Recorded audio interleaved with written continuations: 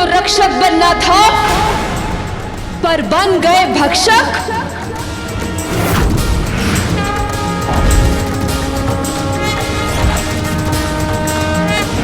सबका भक्षण करूंगी मैं, सबका।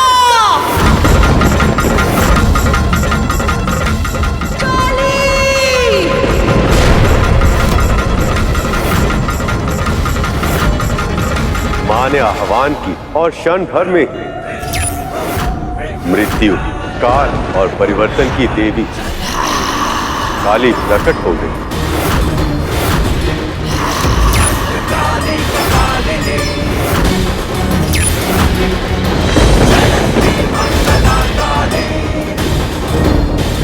फिर मां ने आवाहन किया हल्के नीले रंग वाली देवी तारा का।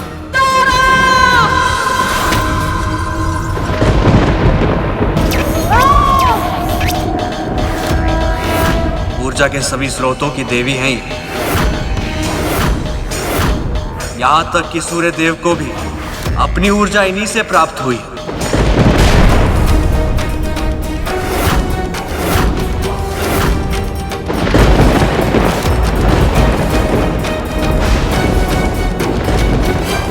फिर प्रकट हुआ मां का वो रूप जिसे षोडशी और मां ललिता भी कहा जाता है। त्रिपुर सुंदरी।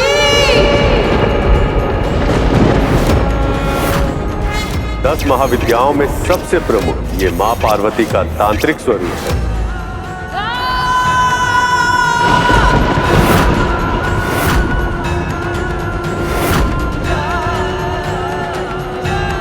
भुवनेश्वरी।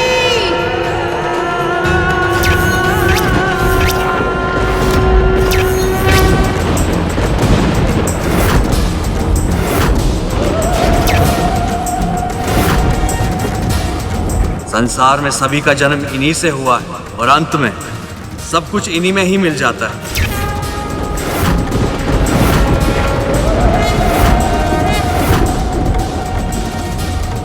अब मां ने पुकारा भैरवनाथ की शक्ति, मां भैरवी को।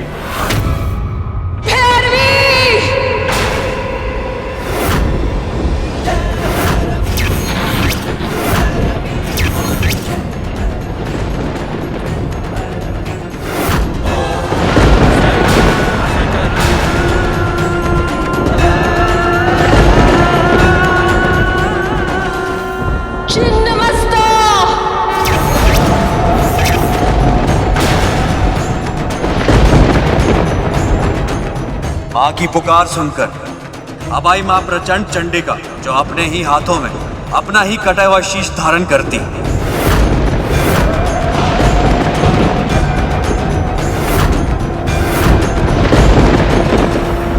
धूमावती। और अब प्रकट हुई वो जो विधवा रूप धारनी, सदैव श्वेत वस्त्र धारण करती।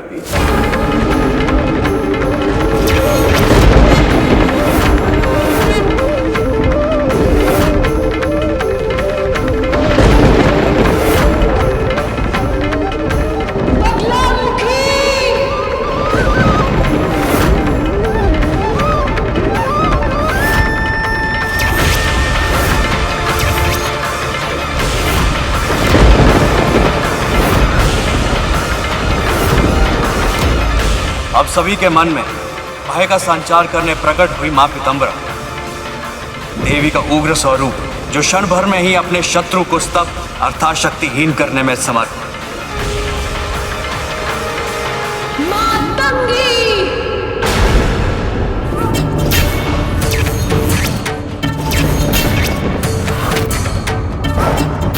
मां के इस आह्वान से जो प्रकट हुई वो थी तांत्रिकों की सरस्वती कहलाने वाली मां मातंगी।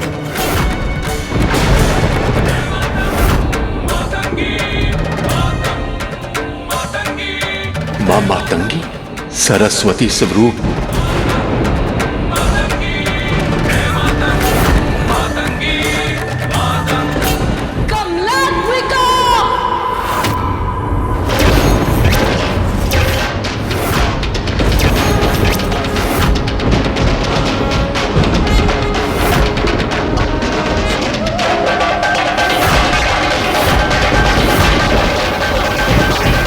और अब सबसे अंत में आई 10 महाविद्याओं में अंतिम तांत्रिकों की लक्ष्मी स्वरूप मां कमला। प्रिय लक्ष्मी का तांत्रिक रूप।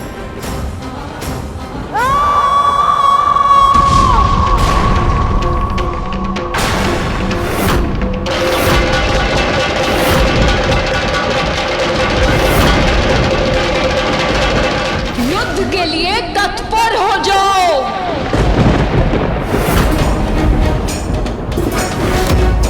मेरे पुत्र के सामने, एक छोटे से बालक के सामने अपने आप को वीर समझ रहे थे। अब अस्त्र उठाओ और मेरा सामना करो।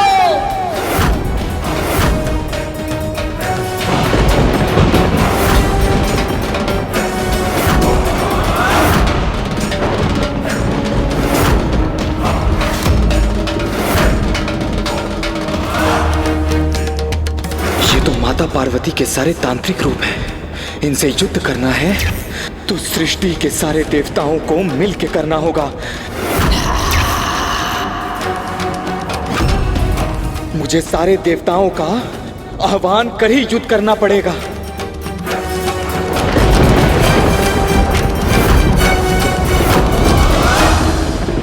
देवताओं, आक्रमण!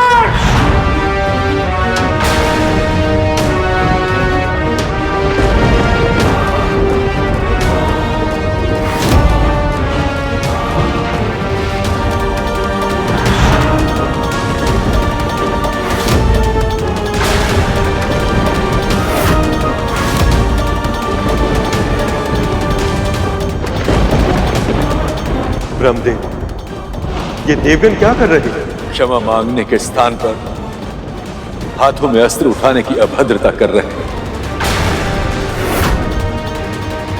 अब क्या होगा महादेव?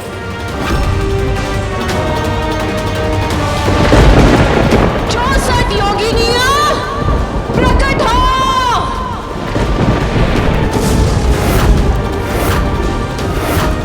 देवताओं ने अस्त्र उठाकर मां को और भी उग्र कर दिया।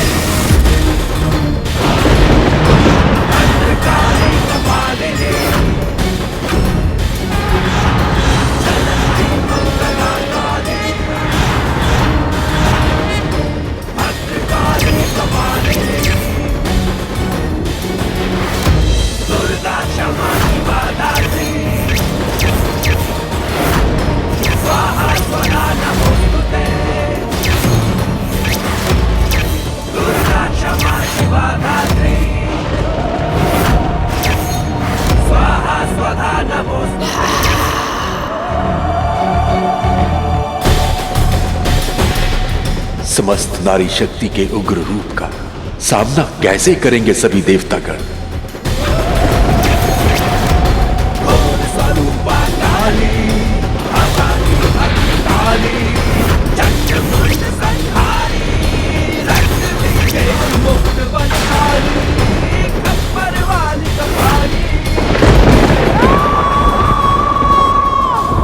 हे कमालात्मिका, आप लक्ष्मी स्वरूप और आपसे युद्ध मैं नहीं कर सकता।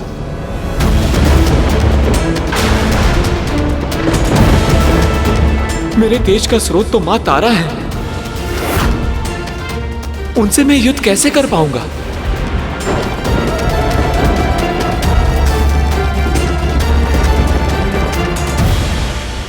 मां दुर्गा, उनकी 10 महाविद्याएं, 64 योगिनियां, नारीत्व की ऐसी महान शक्तियां हैं जिनका सामना करना किसी के लिए भी संभव नहीं है। शीघ्र ही देवताओं को इस सत्य का आभास होने लग गया था।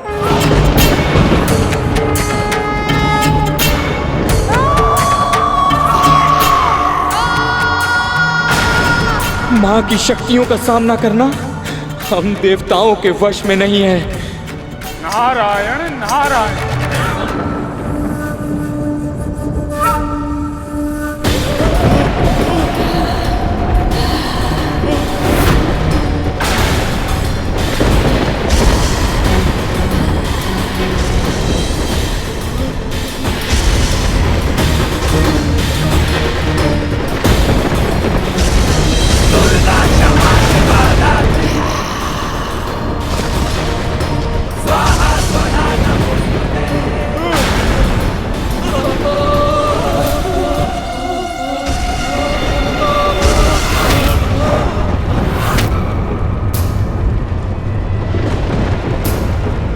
हम देवताओं को शीघ्र अतिशीघ्र यहाँ से निकलना होगा।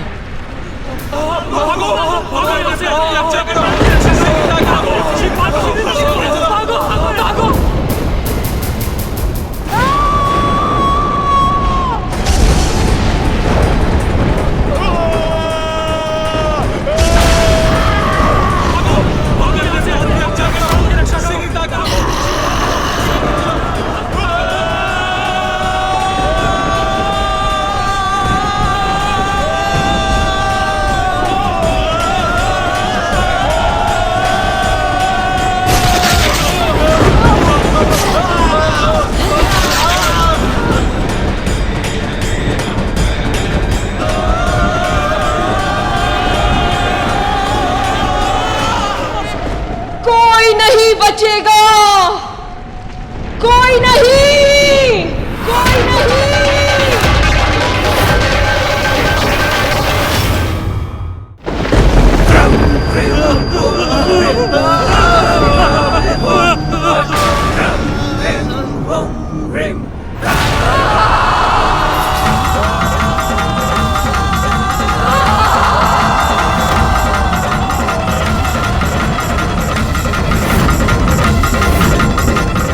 योगिनी और महाविद्याओं की शक्ति बहुत अधिक है। इनके विरुद्ध अपने अस्त्रों का प्रयोग तक कर पाना संभव नहीं है।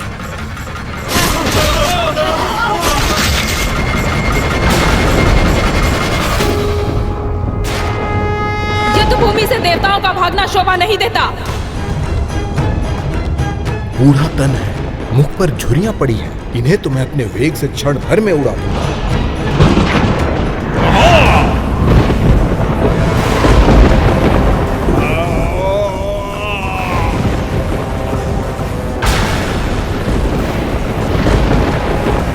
ये क्या? मेरी शक्ति का तो इन पर कोई प्रभाव ही नहीं हो रहा है।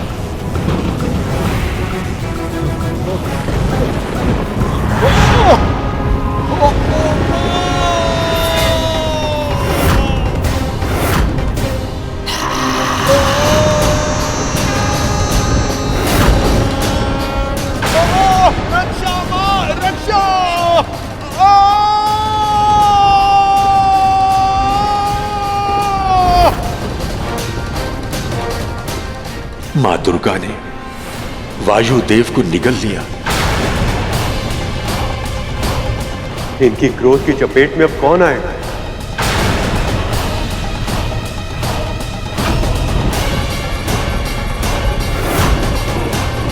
इतनी तीव्र गति से कहां भाग रहे हो वरुण देव?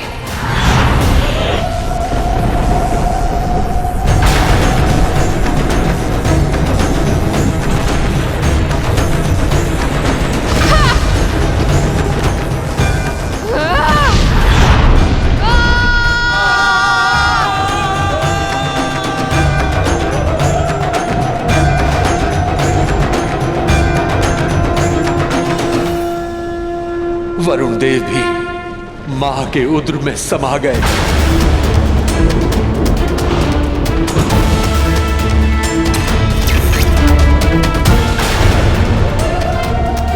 मां छिन्नमस्ता, मुझे क्षमा कर दीजिए।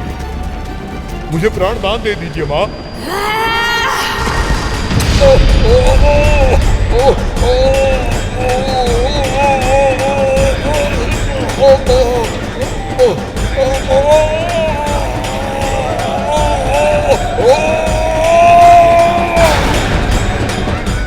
और यमराज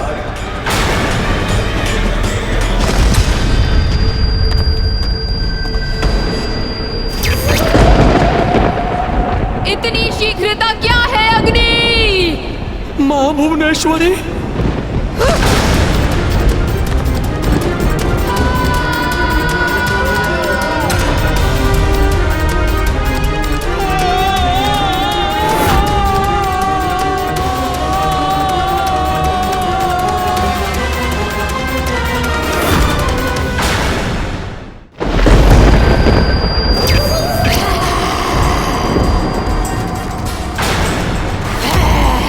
मां तारा, मेरी ऊर्जा की स्रोत।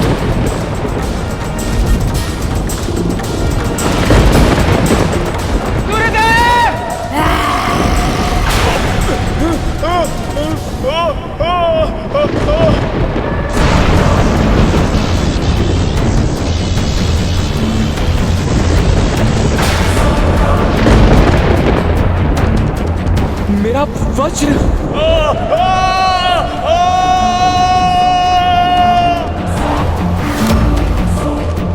मेरे वज्र का भी इन पर कोई प्रभाव नहीं पड़ रहा है।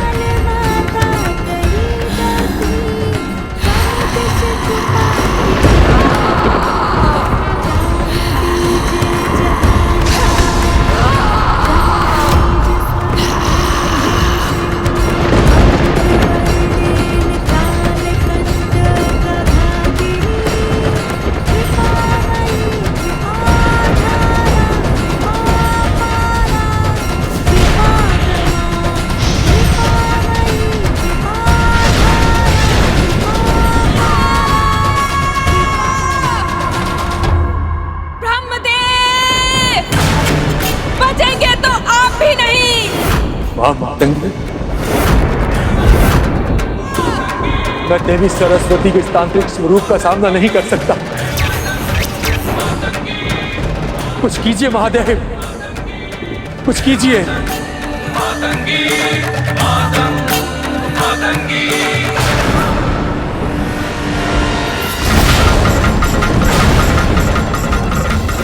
कमलात्मिका,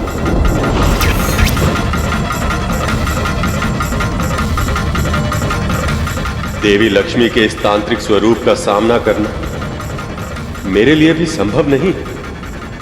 अब आपको ही कुछ करना होगा। मां दुर्गा को रोकिए, सृष्टि की रक्षा कीजिए महादेव।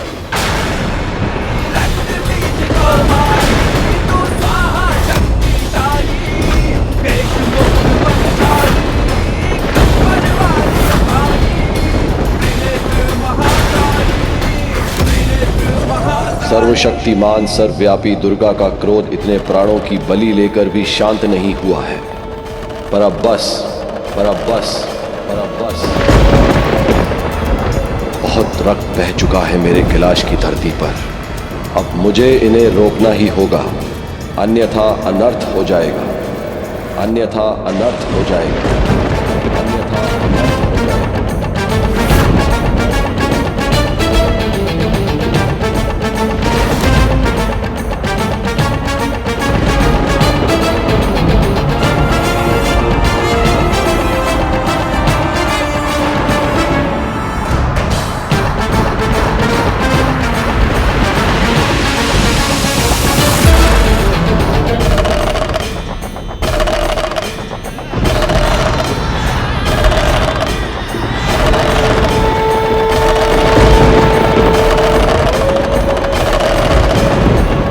अभी तो शक्ति के विरुद्ध स्वयं शिव खड़े हो गए, अब तो विनाश निश्चित है।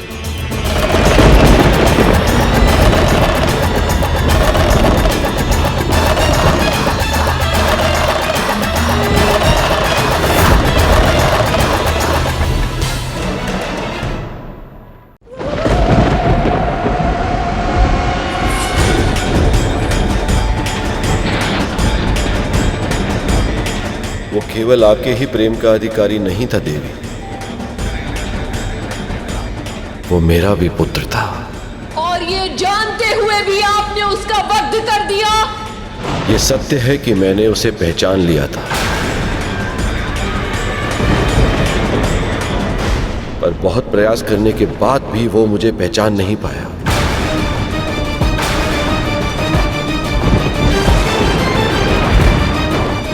पिता के हाथ संतान के हाथ को थामकर चलना सिखाते हैं,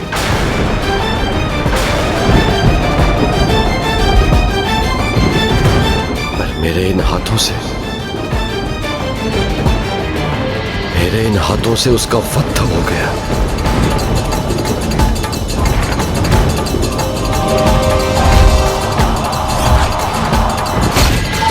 मैं विवश था। और विवश? किसमें सामर्थ्य है इतना महादेव? किसने विवश किया आपको? स्वयं हमारे पुत्र ने।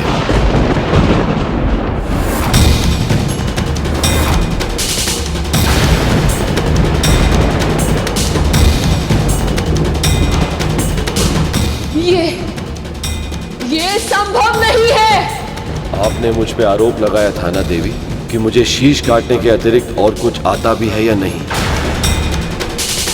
मैंने कभी केवल शीश नहीं काटा, सदैव उसमें छिपे अहंकार को काटा है।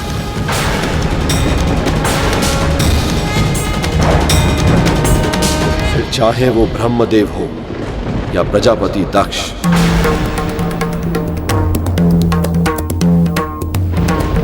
हमारे पुत्र के भीतर भी अहंकार उत्पन्न हो गया था। वो अहंकार जिसके कारण वो अज्ञानता के अंधकार से बाहर ही नहीं निकल पा रहा था।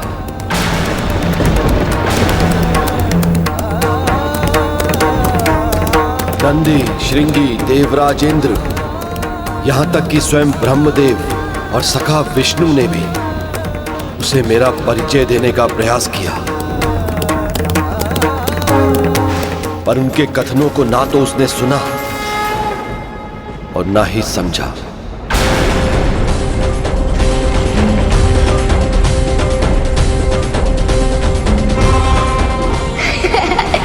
जाकर जल में अपना प्रतिबिंब देखो, कोई भिक्षु या ₹2 रखते हो? बालक, तुम्हारी उद्दंडता अब सीमाएं तोड़ रही है। जब अहंकार बुद्धि पर हावी हो गया था और वह चालता विवेक पर भी, तब उन्होंने ब्रह्मा जी का शीश काट दिया था। ऐसे है हमारे महादेव। वैसे ब्रह्मदेव, आपको मुझे उपदेश देने का या उद्दंड देने का अधिकारी क्या है? अपनी उद्दंडता भूल गए? बालक, तुम्हें ऐसा नहीं कहना चाहिए। मुझे क्या कहना चाहिए और मुझे क्या नहीं कहना चाहिए, वो सिखाने वाले आप कौन होते हैं? पर क्यों हुआ ये?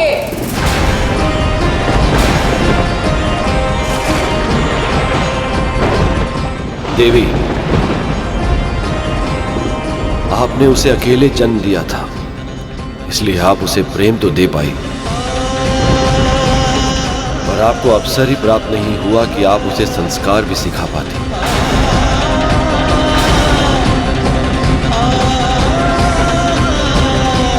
और बिना संस्कारों के अहंकार दूर होना यह संभव नहीं था। वो अपनी शक्ति के अभिमान में अपने तन से इतना जुड़ चुका था कि अपनी आत्मा के भीतर झांक ही नहीं पा रहा था।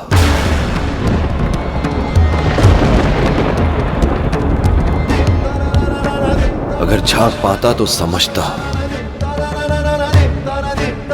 कि मैं उससे और वो मुझसे अलग नहीं है।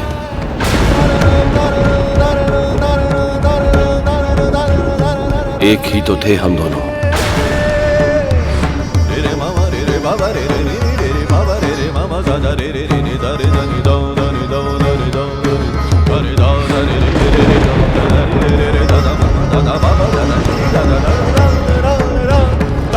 इस सृष्टि के हर प्राणी में आत्मा के रूप में मेरा ही तो वास है, और वैसे भी शिव शक्ति से अलग नहीं है।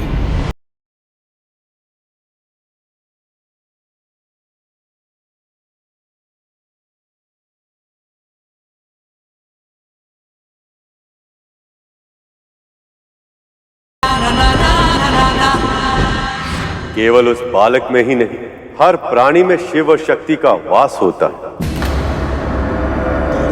पर जब तक मनुष्य के मस्तक पर अहंकार हावी होता है, तब तक वो मैं, मेरा और मुझसे के माया जाल में फंसा रहता है। इस सत्य का अनुभव ही नहीं कर पाता कि तन से मोह व्यर्थ, क्योंकि भक्त और भगवान, आत्मा और परमात्मा एक ही है।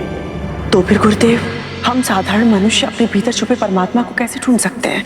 नश्वर प्राणियों के लिए अपने मन को केंद्रित करके उनके भीतर विद्यमान परमात्मा के साथ एकाकार करने के सबसे सरल उपाय प्रभु के नाम का जाप करना, ध्यान करना। ध्यान व्यक्ति को स्वयं के समीप लाता है और इस प्रक्रिया से वह अपने आप ही परमेश्वर के निकट पहुंच जाता है। जब महादेव ने इस तरह समझाया तो माँ ने क्या कहा गुरुदेव? क्या वो भगवान शिव की बात मान गई? यही प्रश्न वहां पे उपस्थित सभी देवताओं और प्रभु विष्णु के मन में भी कौंध रहा था।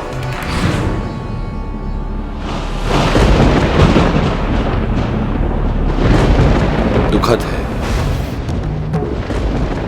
पर सत्य यही है देवी।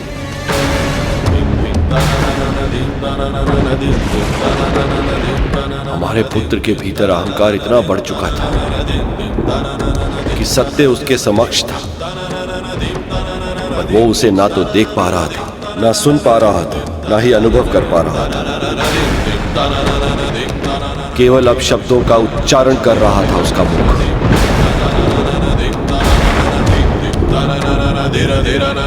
इसी अहंकार से उससे मुक्त करने के लिए मुझे उसका शीश भस्म करना पड़ा।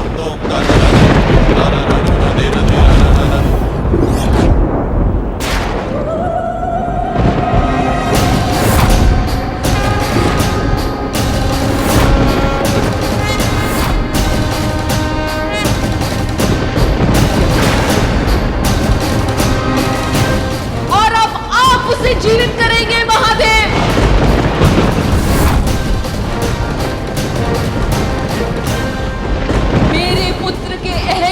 का समाप्त होना आवश्यक था, पर उसका अस्तित्व ही समाप्त हो जाए, ये मुझे स्वीकार नहीं है महादेव।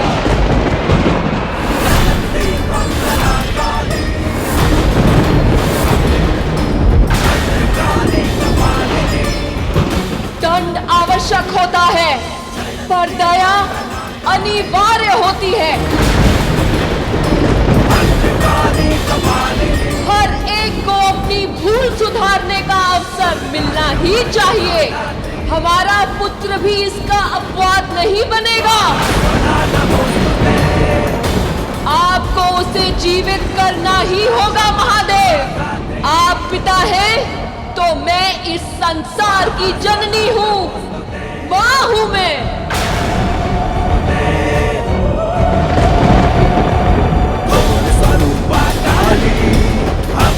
यदि माँ ही प्रसन्न नहीं होगी तो इस पूरे संसार में उदासीनता फैल जाएगी।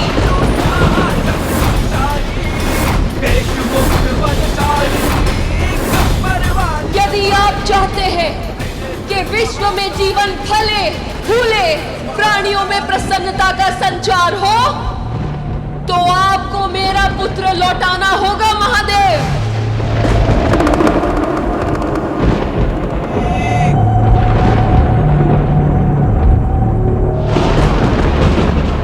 ऐसा ही होगा।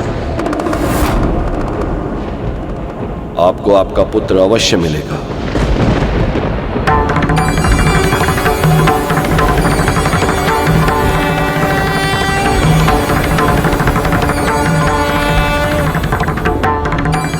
जो अहंकार से मुक्त होगा, ज्ञान का शिखर होगा और ब्रह्म ज्ञान से परिपूर्ण होगा।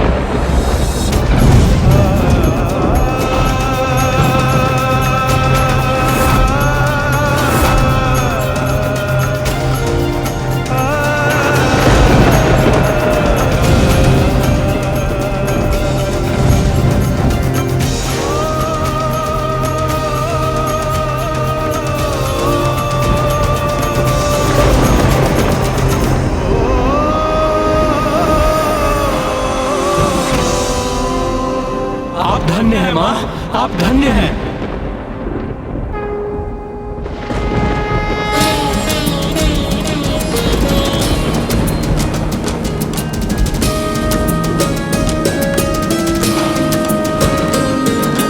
दुर्गमा दुर्गमा लोका दुर्गमात्म स्वरूपिणी दुर्गमार्ग प्रदा दुर्गम विद्या दुर्गमाश्रिता दुर्गम ज्ञान संस्थाना दुर्गम ज्ञान वासिनी दुर्गमोहा दुर्गमदा दुर्गमार्ग स्वरूपिणी दुर्गमासुर सहंत्री दुर्गमायुधधारिणी दुर्गमांगी दुर्गमता दुर्गम्या दुर्गमेश्वरी दुर्ग भीमा दुर्ग भामा दुर्गभा दुर्गधारिणी दुर्ग भीमा दुर्ग भामा दुर्गभा दुर्गधारिणी नमो वैष्णवस्तु मया मामा मानवः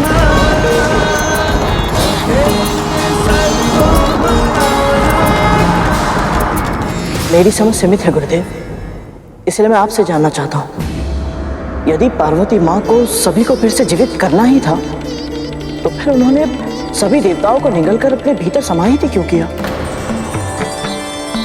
क्योंकि हमारी संस्कृति और हमारे धर्म का सबसे बड़ा गुण ही यही है कि हमारे यहाँ दया करने वाले भगवान और दंड देने के लिए शैतान भिन्न भिन्न नहीं। जो माँ अपनी संतानों को अपराध करने पर कठोर दंड देती, वही माँ भूल सुधारने पर उन पर दया भी करती।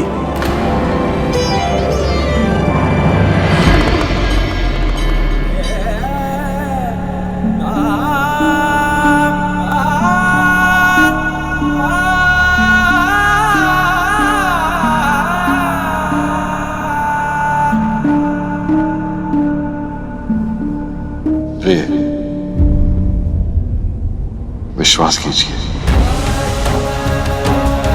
देव ऋषि नारद ने आपके पुत्र को दीर्घायु होने का आशीर्वाद दिया था। और आप तो जानती हैं, एक महर्षि का आशीर्वाद कभी व्यर्थ नहीं जाता।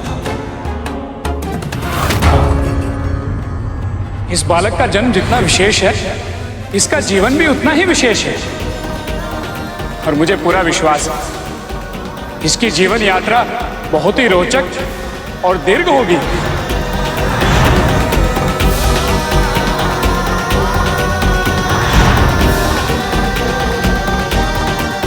आपको हुए दुख की कल्पना करना भी असंभव है।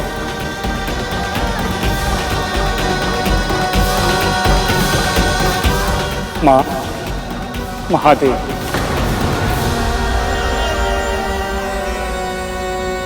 इस बालक को फिर से जीवित करने के उद्देश्य में मैं क्या योगदान दे सकता हूं?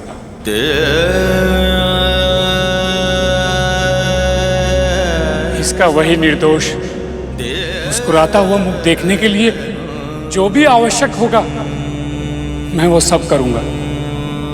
बस आप। ये संभव नहीं है।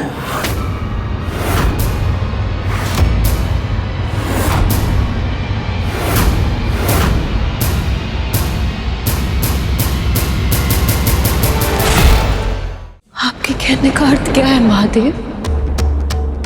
अभी अभी तो आपने कहा था कि आप मेरे पुत्र को जीवित करेंगे। आपका पुत्र अवश्य जीवित होगा पार्वती, मेरा वचन मिथ्या नहीं जाएगा। पर इसका वही शीश वापस नहीं आ सकता।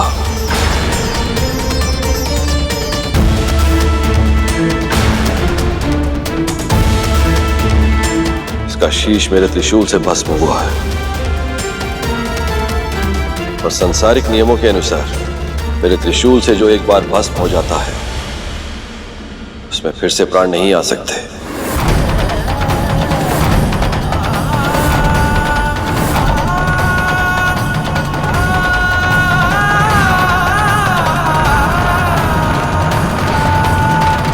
मैं जानती हूं कि तन से मोह व्यर्थ है महादेव,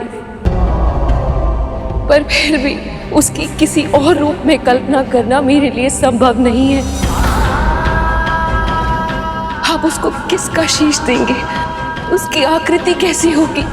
क्या उसका मुख देखकर मेरे भीतर मां की ममता जाग पाएगी?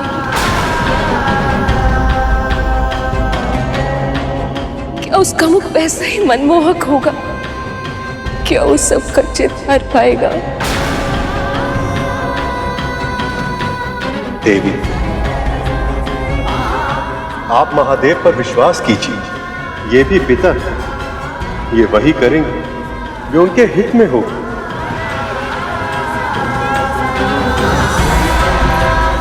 हाँ सखी, आपको और हम सबको विश्वास रखना होगा, धैर्य का परिचय देना होगा, ताकि महादेव अपने कार्य पर ध्यान केंद्रित कर सके।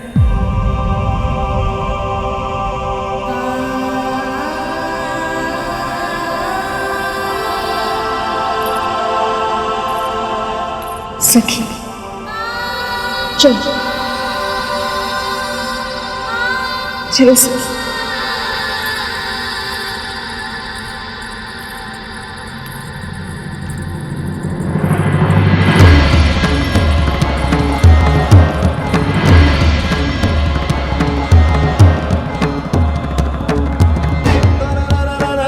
महादेव, अब हमें क्या करना होगा? हम इस मृत बालक के तन को स्वच्छ करके इसके तन को नया शीश स्वीकार करने के लिए तैयार करेंगे। देवराज इंद्र,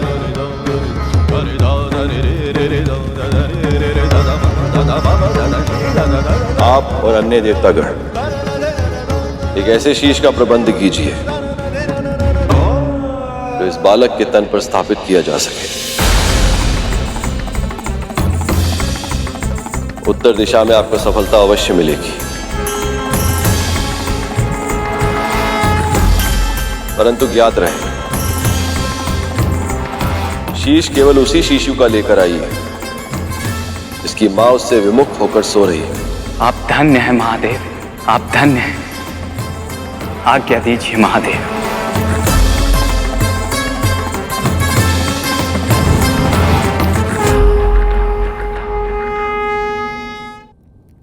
परंतु गुरुदेव, महादेव ने ऐसे बालक का ही शेष क्यों मांगा जिसकी मां उससे विमुख होकर सो रही हो? क्योंकि शैशव अवस्था में किसी भी बालक को केवल अपनी मां के स्नेह की आवश्यकता नहीं होती गुरु। उसे जीवित रह पाने के लिए अपनी मां की देखभाल की, उसकी सतत दृष्टि और सुरक्षित वातावरण की भी आवश्यकता होती है। पर यदि किसी नवजात शिशु से उसकी मां ही विमुख होकर सो जाए तो फिर उस शिशु का बचना संभव ही नहीं। ऐसा शिशु कौन था गुरुदेव, और कहाँ मिला वो?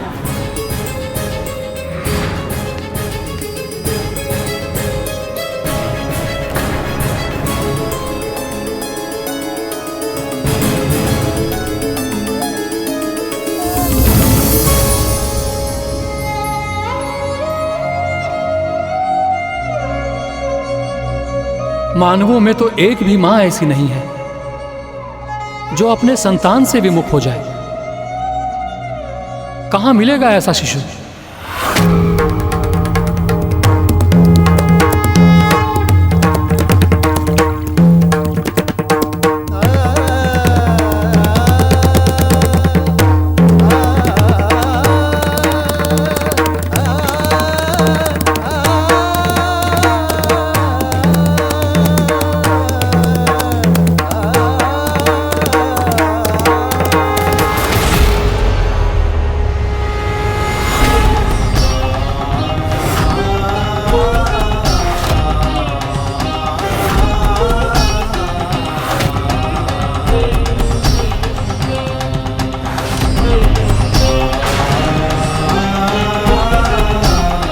समय तीव्र गति से बीतता जा रहा है और मनवांछित बालक अभी तक नहीं मिला है। मैं मां पार्वती को एक बार पहले ही दुख दे चुका हूं। अब रिक्त हाथों के साथ लौटकर दूसरी बार दुख नहीं दे सकता मैं उन्हें। पर जिसका आदेश महादेव ने दिया है, कहां ढूंढूं ऐसे बालक को?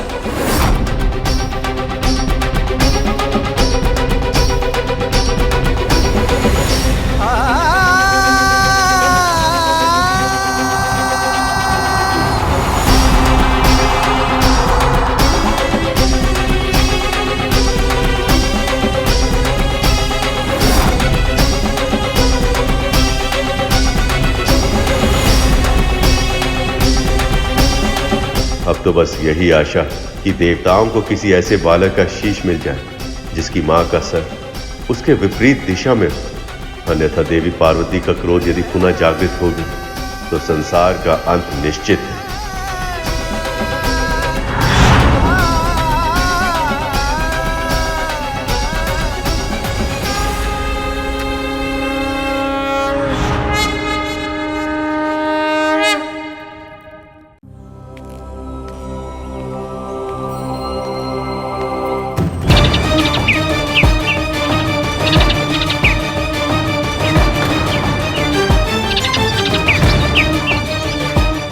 शब्द शैली, वाक्य विन्यास और व्याकरण से अनभिज्ञ हैं ये। फिर भी देखिए प्रेम की भाषा भली भांति जानते हैं ये पक्षी।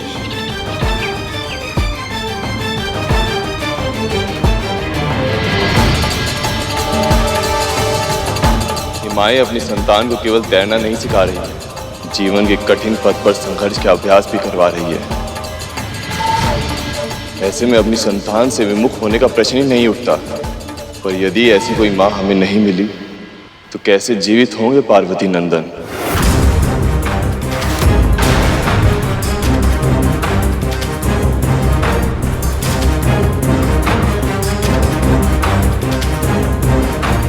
ये चमकती हुई किरणें, ये अवश्य ही सूर्यदेव का कोई संकेत है।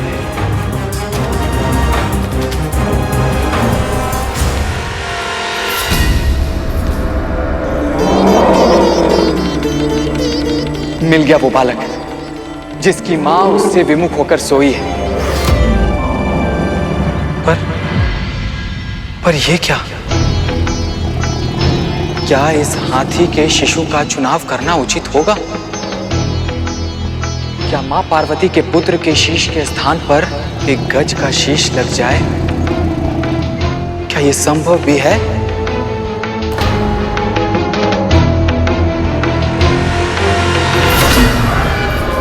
संदेह की आवश्यकता नहीं देवराज। इस शिशु का जन्म ही अल्पायु के साथ हुआ है, अर्थात इसके जीवन में इतनी ही सांसें लिखी थी।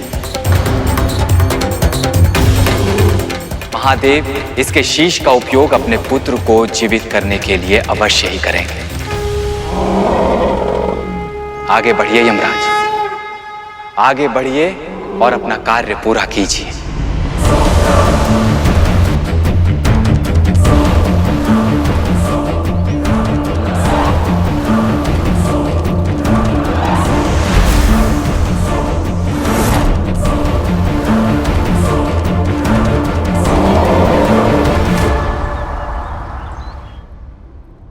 इतना समय बीत गया, सभी देवगुणों में से कोई भी किसी बालक का शीश लेकर आए क्यों नहीं?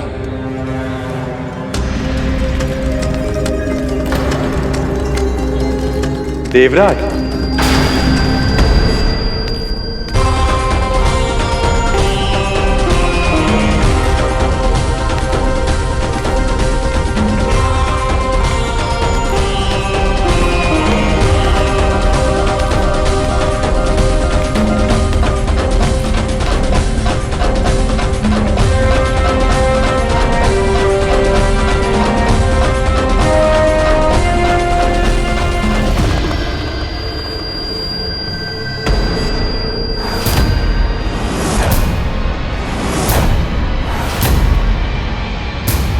गज शिशु का शीश? महादेव, इस शीश को बालक के धड़ पर स्थापित कौन करेगा? अश्विनी कुमारों के अतिरिक्त ये कार्य करने की क्षमता किसी में नहीं है ब्रह्मदेव।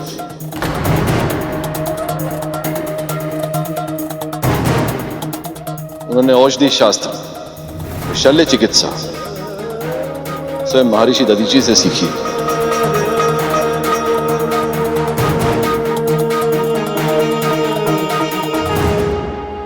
हे अश्विनी कुमारों, हम त्रिदेव आपका आवाहन करते हैं, कृपया प्रकट हो।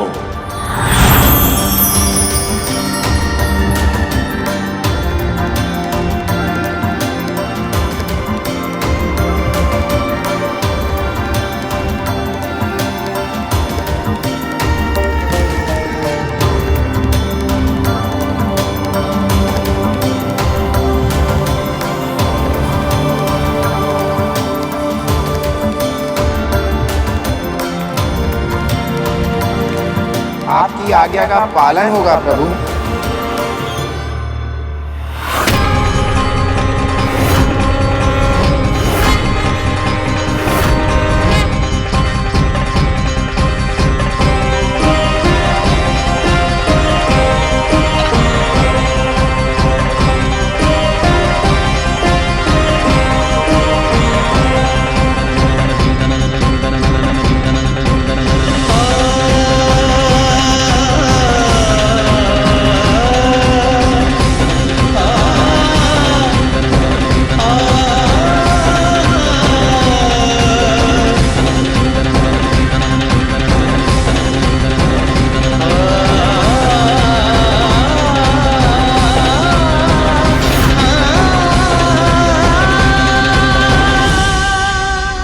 हमने अपनी विद्या से इस शीश को धड़ के साथ जोड़ तो दिया है महादेव, परंतु इसे प्राण देने की शक्ति हमारे पास नहीं है।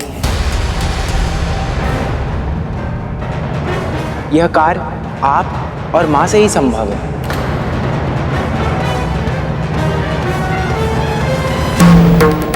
हमारे पुत्र को नया शीश मिल गया है प्रिय, पर इसे जीवन देने के लिए मुझे आपकी शक्ति की आवश्यकता है।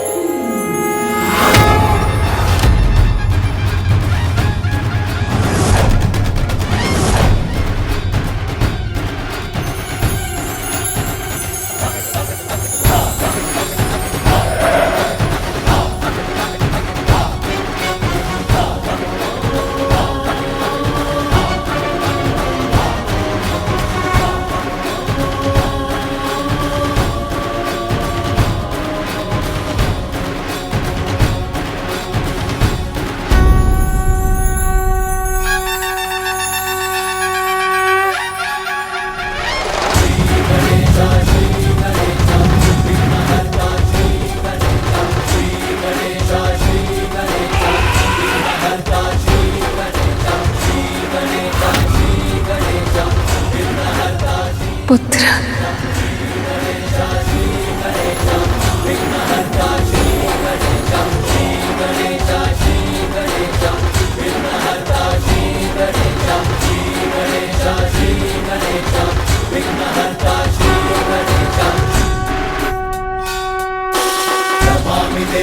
नमामि देवा जय गणराजा नमामि देवा दया करो हे मंगल देवा जय गणराजा नमामि देवा मंगलदाता मंगलकारी जय गणराजा पिताजी नमामि देवा भक्तों के तुम ही हितकारी जय गणराजा नमामि देवा सुखहर्ता सुखकर्ता स्वामी जय गणराजा नमामि देवा विघ्नराज जी अंतर्यामी जय गणराजा। बालक ने अपने पिता को महादेव को पहचान लिया।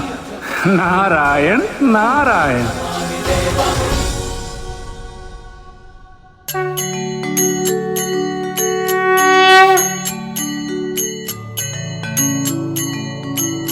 आप केवल मेरे पिताश्री ही नहीं, साक्षात परब्रह्म के स्वरूप हैं।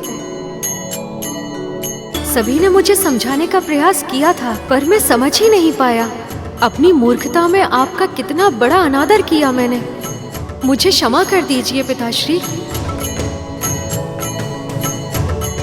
अपने अतीत को स्मरण करके अपने वर्तमान को दुखी मत करो पुत्र।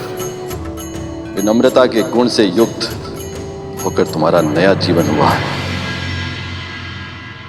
अब तुम और भी ज्ञानवान हो। सृष्टि के रचयिता और पालनहार को भी पहचान नहीं पाया मैं।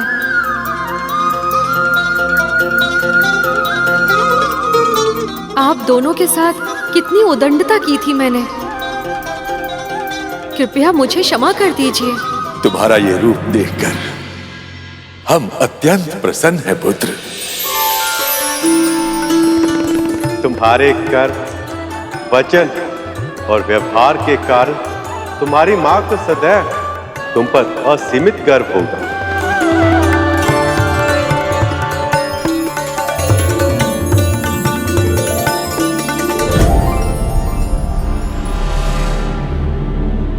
कौन सा मुख लगा होगा मेरे पुत्र को?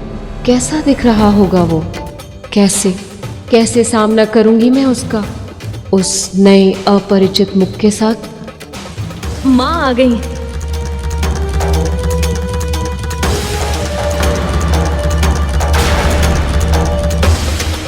ये जानकर ही माँ कितनी चिंतित हो गई थी कि उनके पुत्र को किसी और प्राणी का शीश लगेगा।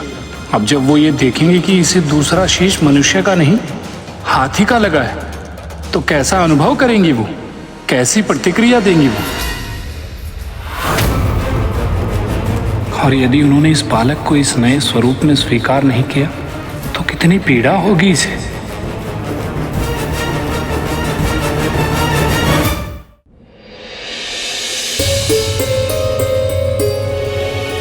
सखी, क्या हुआ? मेरा मन इतना आशंकित क्यों हो रहा है सखी? क्योंकि आप माँ हैं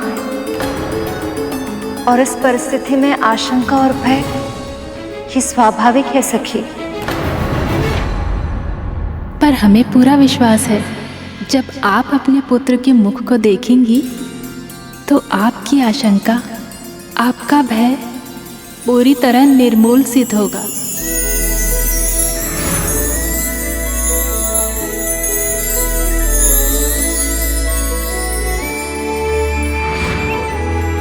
जब वो आपको माँ कहकर पुकारेगा, सब कुछ भूल जाएंगे आप, सब कुछ।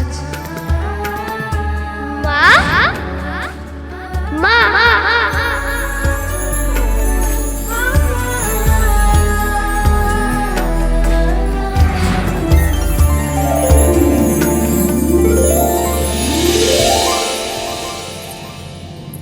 पुत्र, पुत्र,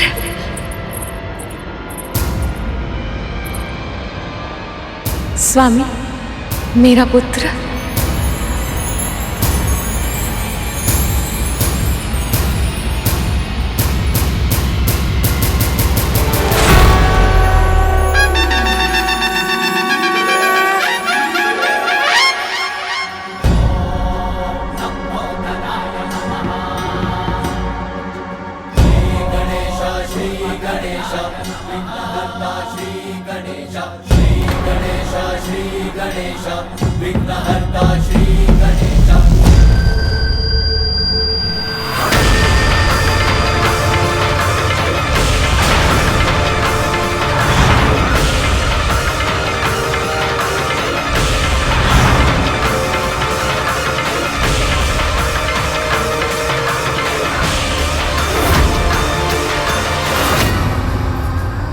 देवी पार्वती ने अपने पुत्र का नया मुख देखकर उसे मुंह फेर लिया।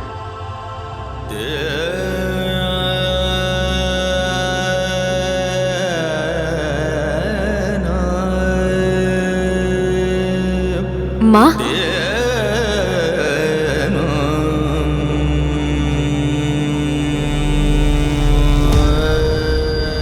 मेरा पुत्र। हाँ माँ, मैं आपका ही पुत्र हूँ, आपके हृदय से जन्मा हूँ।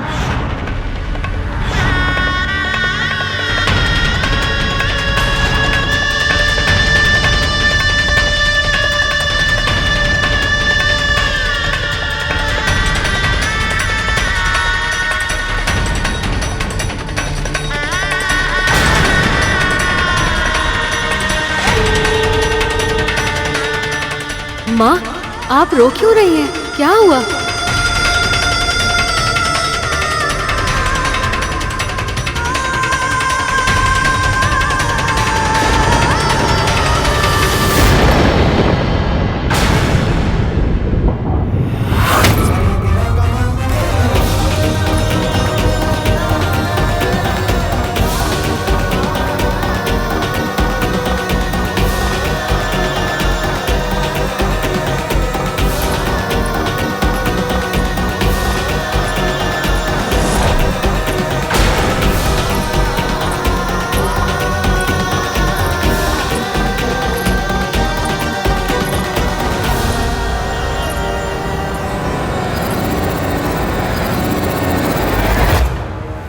बात का भय था वही हुआ।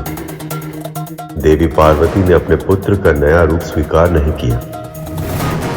ये क्या? माता पार्वती ने अपने ही पुत्र से मुंह फेर लिया।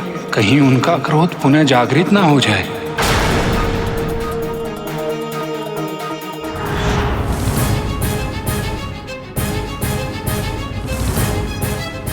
परंतु गुरुदेव, माँ पार्वती का पुत्र फिर से जीवित हो उठा। इससे अधिक प्रसन्नता की बात और क्या हो सकती है? तो फिर माँ पार्वती ने प्रभु गणेश को उनके नए स्वरूप में स्वीकार क्यों नहीं किया?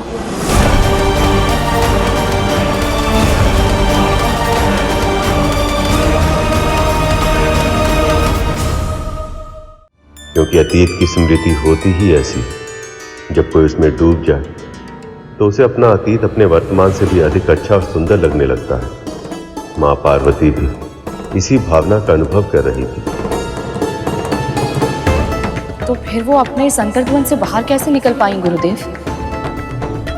माँ पार्वती अपने पुत्र को उसके नए स्वरूप में स्वीकार कर पाती, इसके लिए पहले उस बालक को अपने नए स्वरूप को पहचानना और उसे पूरे मन से स्वीकार करना आवश्यक था।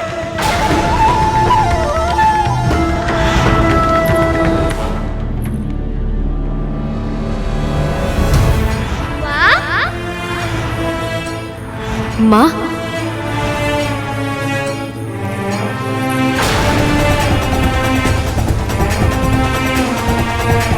सखी, पर अकेली क्यों है ये? माता का पुत्र कहाँ है?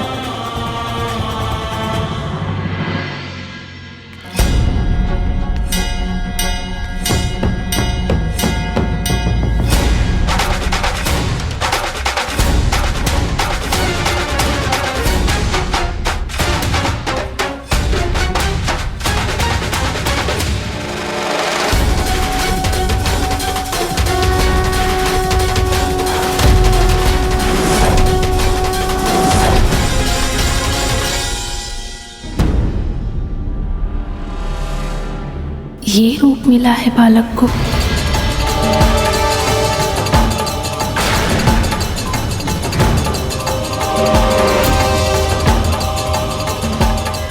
तो इसलिए मौन है मां।